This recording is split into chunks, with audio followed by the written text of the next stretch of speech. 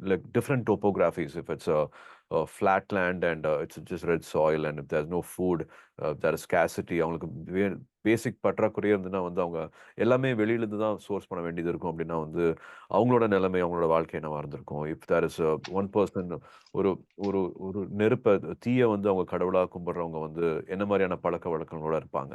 நீரை வந்து தெய்வமா கும்பிடுறவங்க வந்து அவங்க என்ன மாதிரியான பேச்சா இருக்கும்? அவங்களோட எவ்வளோ அமைதியா இருப்பாங்க? அவங்களோட குணங்கள் என்னமா இருக்கும்? அப்படிங்கிற மாதிரி வேற வேற உலகத்துல இருக்கவங்களுக்குள்ள ஒரு கான்ஃப்ளிக்ட் நடக்குது.